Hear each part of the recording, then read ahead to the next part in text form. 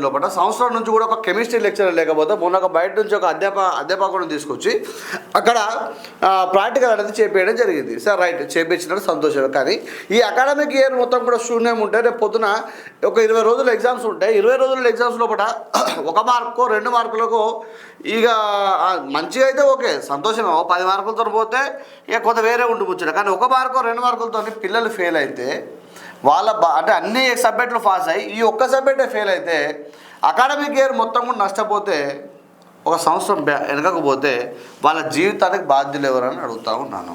ఇక్కడ మా ఛానల్ ద్వారా మేము ప్రశ్నిస్తూ ఉన్నాం. ఎందుకంటే ఎంత దరిద్రమైన నాకు అర్థమవుతలేదు. 1 ఇయర్ నుంచి కూడా ఒక కెమిస్ట్రీ లెక్చరర్ లేకపోతే ఒక పేరెంట్ ఫోన్ చేస్తే ఎక్కువ మాట్లాడద్దు ఫోన్ పెట్టేయండి అంటే ఇదేం పద్ధతి, ఇదేం కథ? గవర్నమెంట్ వ్యవస్థ అట్లా తయారు చేస్తున్నారు.